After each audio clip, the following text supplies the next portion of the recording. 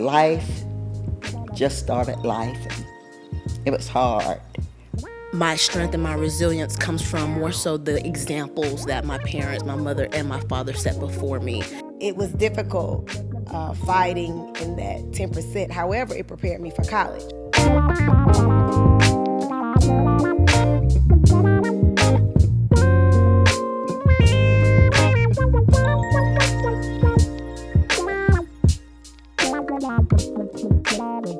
Hello, I'm Jawana Moyer, the host of Legacy 3N.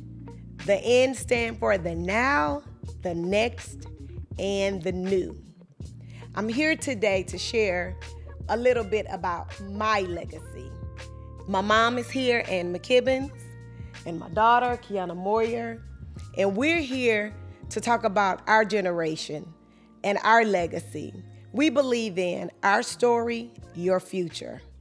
And we want to begin today just by talking to my mom about her mom, how our legacy began.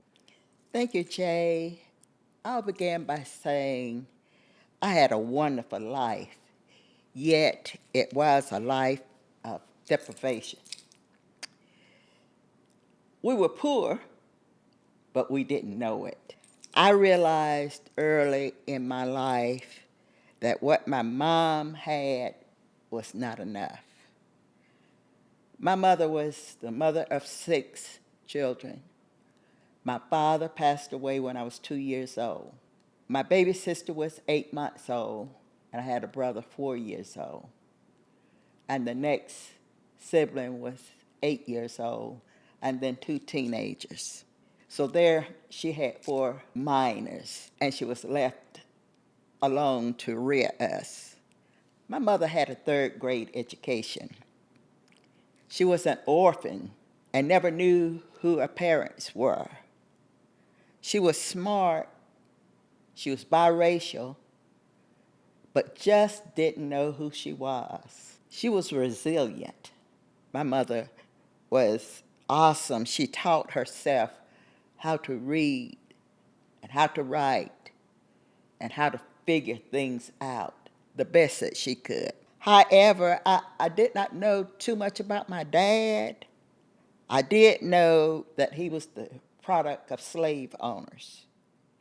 Whoever he belonged to left him lots of land and houses and left the deed for my mom. The deeds, of course, where our names were on the deeds. She, being young, uneducated black woman in a small town, southern town, did not know how to navigate through life, and they took advantage of it. I said they. They pretended to buy the property, all that they didn't just take because of her vulnerability.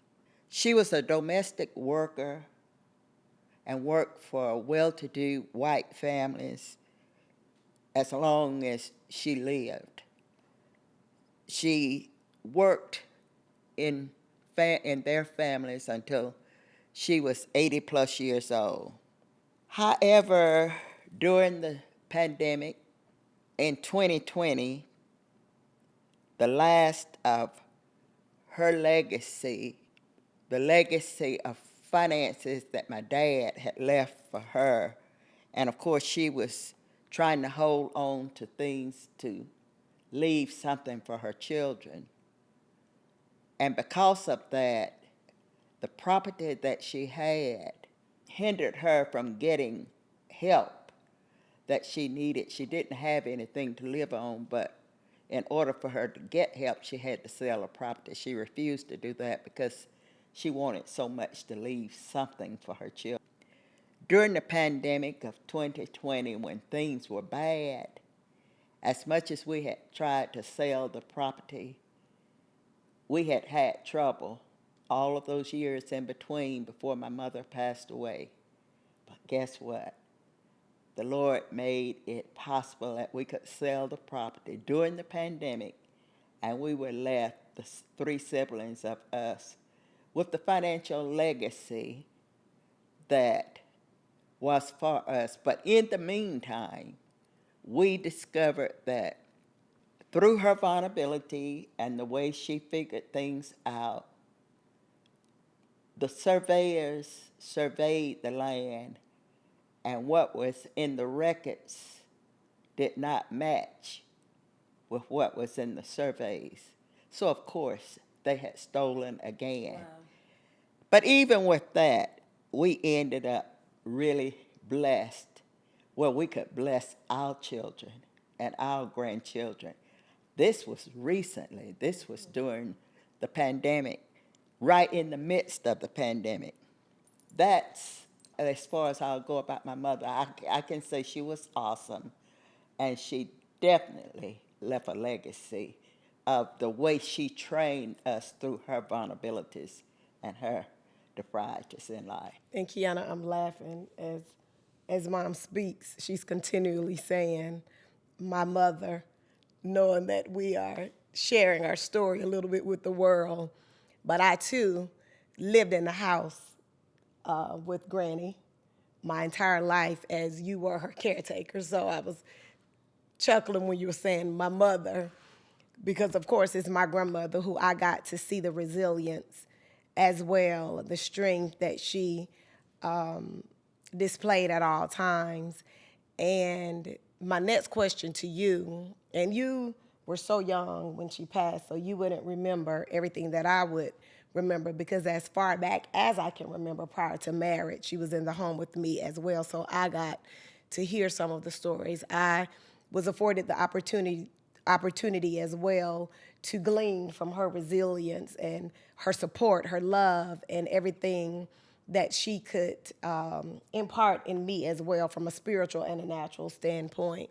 But what I want to ask you next is, with everything that you shared about the third grade education, about having to do domestic work because there were not educational opportunities in the early 1900s as many as there were in the mid 1900s when you were born. How did her strength, how did her impact? You know, we definitely learned from her, again, from a spiritual as well as a natural aspect, the power of building generations, one generation at a time. And how did that impact you growing up in such tedious times and times where there weren't opportunities like there are definitely in your time? There are more today, but there weren't even as many as your time. How did her struggle, how did her resilience, how did her strength, how did her life impact you as you were matriculating through life? Well, I knew what I wanted in life. I knew I wanted to be great. And I was studious. I was an honor student all through school. Not very athletic, but I was academic. I graduated with the second highest honors in my class. My life desire was to complete college, get married, have a house full of children. I wanted eight. I wanted 8 girls. I wanted to travel and do things that I had never been able to do. I always knew that what my mom had given us was the best that she could do, but it wasn't enough. Well, I did get my bachelor's degree. I was the first of my siblings to attain a degree and graduated from college with honors. I got married. I didn't have 8 children. Lord, thank you, Jesus. I had 2 children.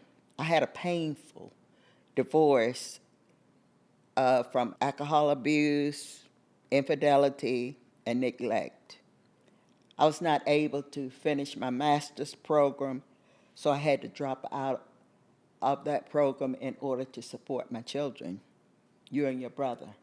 I didn't finish the master's because life just started lifing. It was hard.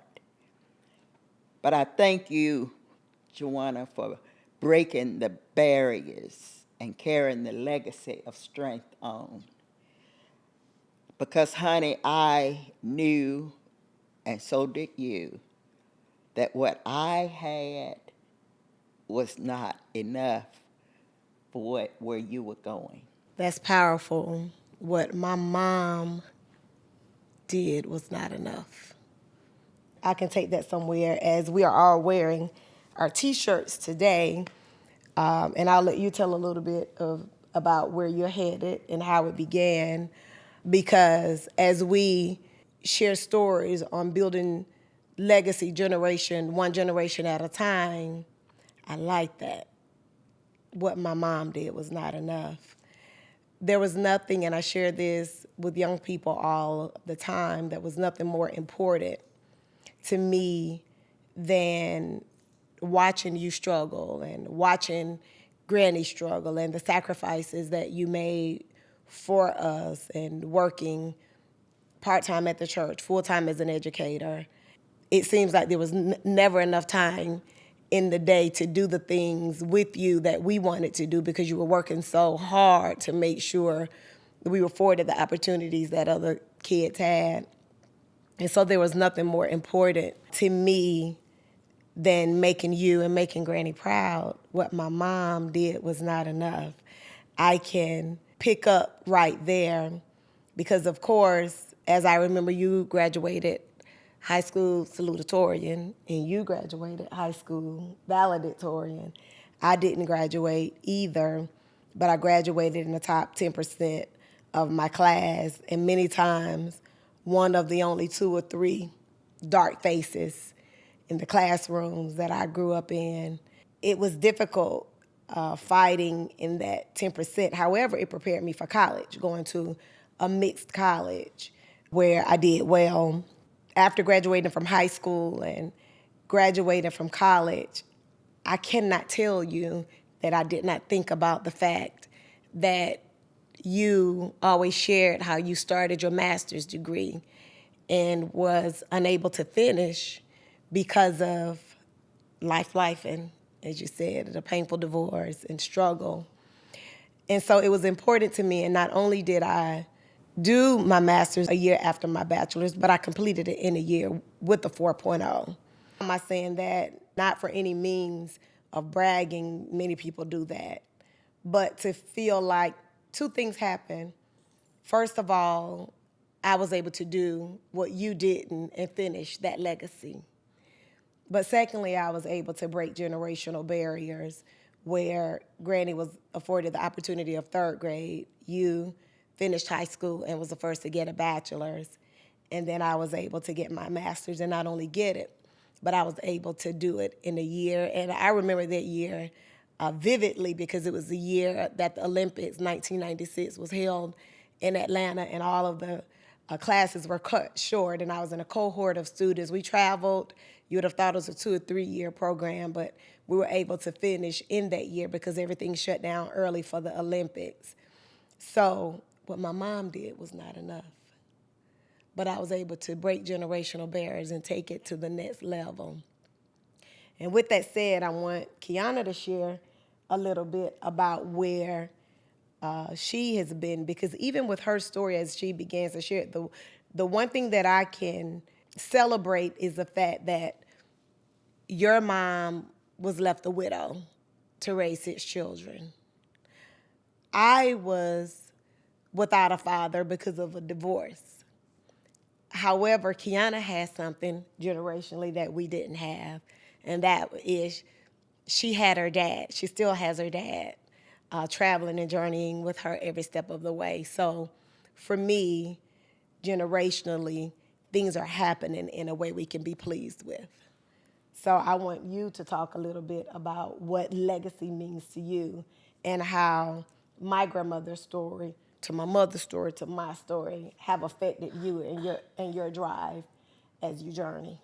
So as both of you were talking, you kept saying words like strength and resilience, and what sticks out to me from those words is that a lot of people think that there's this like strong gene that you're just strong or you're just resilient, but resilience is a response to trauma. You become resilient because this thing has happened to you, or become strong after it's happened to you because you have no choice. So my great grandmother's resilience became because she was a single mom of 6 children. She didn't have this magical gene in her blood that just said, "Oh, this is a born strong woman." With Black people in the Black community, we hear these things like strong Black women, and you think about the history of Black women and experimentation and slavery, where they experimented on Black women in gynecology just because they thought they were so strong they didn't feel pain. And so there's this history of believing that Black women are born to be strong, but what we don't realize is that with the history of Black people, Black culture in this country, it is the response of what happened to Black people for, 200 years ago now, that made us strong. And so a lot of times, and this is kind of off on a tangent, but Black people, Black women specifically, are forced to be resilient because they feel like they have no other choice. And you hear it applauded. Like, you never hear people say, like, that Black father, he's so strong. But when you see a single Black mom, it's like, oh my gosh, you're so strong for raising those kids by yourself. But they don't say that about Black dads, because it's expected that Black women are to be resilient. And so even when I think about legacy in general, when I think about people in history that are amazing, when you think about Malcolm X, when you think about MLK, when you think about Gandhi, when you think about Barack Obama, I can't tell you what none of their parents did or what their grandparents did or what their great-grandparents did. When you look at the biography, it doesn't say, well, sometimes it does, but for the most part, it doesn't say, like, oh, the father of Malcolm X did X, Y, and Z, and because of that, then when Malcolm X was born, he did X, Y, and Z, and then his kids did X, Y, and Z. I can't tell you what MLK's kids have done to this day. They've probably done great things, but people don't really look at legacy as generational. Like, your legacy is the things you do or the impact you made, not necessarily where you came from. When I think about legacy, I think about it as generational legacy. That because my great-grandmother did this, she birthed my grandmother who did this, who birthed my mother who did this, who birthed me, and I'm able to do these things because I have these examples set before me. Even I can think back even when I was in like middle school and I was doing presentations about like my life, because when you're that age, they have you do a whole bunch of random assignments about who you are. And I would say, like, my great-grandmother had a 3rd grade education, and she was a single mom of 6 kids, and her spouse died when her kids were very, very young, and she gave birth to my grandmother, who was the first Black middle school teacher in Gwinnett County, and who raised 2 kids by herself, and one is a bishop and one is a pastor, and that's my mom, who had, and it goes on and on and on and on. So I think a lot of people, when you look at just the history of Black women in this country, it's very hard to talk about legacy in a generational way, because when we think about generational legacy, if you go all the way back to as early as you think about slavery, and you think about that trauma, and you think about how much oppression has happened since, 1619, the first year the slavery was started in the United States. You think about all of those things, and so generational legacy is not necessarily a positive thing to think about. When I learned about slavery, it changed my outlook on life. When I think it was that 3rd grade or 2nd grade, they teach you about history. It really changed my outlook on how I thought about things. It really, like, wow, as a Black woman, I'm like, wow, I gotta be better. I have to be smarter. I have to work harder. I have to do 10 times as more to get the same things that maybe other kids who don't look like me have. And so when you learn about things like that growing up, it does change your output on what legacy looks like. Part of my legacy is slavery. My great-grandfather was the child of slaves. And so even when I talk about my life and where I've come from, I do talk about that. It's my great-grandfather was a child of slaves. My great-grandmother had a 3rd grade education. I start there. I don't start with myself, because I came from so much more, and that is my legacy. And it's a little different for you all, because I had my dad my entire life, and I'll never know a life of single parenthood. I've never known a life of what that looks like. And I think having him my entire life, it's been a benefit just because we know all the benefits of having 2-parent households, but I didn't have to struggle in the same ways that you all struggled. I won't say I'm not resilient. I won't say I haven't experienced trauma, but my resilience does not come from the fact that I did not have a father or a male figure growing up. That's not where my resilience comes from. my strength and my resilience comes from more so the examples that my parents, my mother and my father set before me. And I feel like in my case, my resilience was not a response to trauma. My resilience was a response to the trauma that my mother faced and the trauma that my grandmother faced and the trauma that my father faced. Because even when I get older, as I get older and I realize I'm turning into my father before my very eyes, I think about even how he was raised and how he would tell me, if he had to pee in the middle of the night, he had to leave the house and go outside to use the bathroom. Right. Or how they had 3 bedrooms and it was 5 of them and all the things. And he taught me a lot about strength and how to be grateful, because he would say, well, sometimes it's bad. Parents would be like, you ain't never been through nothing, and we've been through a lot of stuff. And so that it's not necessarily a positive aspect, because they kind of downplay when you have your mental and emotional issues. But from him telling me about how he grew up in poverty, basically, and how he was always without, and how he had to leave his parents' house just to get the life that he wanted, even that's where my resilience comes from hearing that. I didn't have to experience trauma, and my resilience be a response to that trauma. It's a response to what you all taught me. And so as I go, and then if you think about educationally, to me, education is huge. When I learned about slavery, I thought, like, wow, okay, so this means that I got to be like president to change the world. And of course, I'm not going to be president. That's not what I want anymore. But when I learned about slavery and Black history and how much that impacted my outlook on life, what it taught me was that I'm not going to be a stereotype. I don't want to be the spitting image of what people think about when they think about Black people. I didn't want that to be me. And part of that was, Black people are lazy. Black people go to jail. Black people don't get education. Black people become single parents. And I knew that I didn't want to be any of those things. And so educationally, I knew I could do it, because my great-grandmother had a 3rd grade education and she raised 6 wonderful children. And my grandmother had a bachelor's degree and raised 2 wonderful children. And my mother then got her master's degree and is raising 2 wonderful children. And so I knew it was possible. But I also knew that what I want in life, I wanted to be in a career aspect or career where I had a lot of flexibility and I had a lot of autonomy, and I wanted to be, I'm still like this, I want to be the boss of everybody. I like to be in control. And so because I want to be the boss of everybody, that means I had to get the highest degree possible so I could be the boss of everybody, which was my doctorate degree.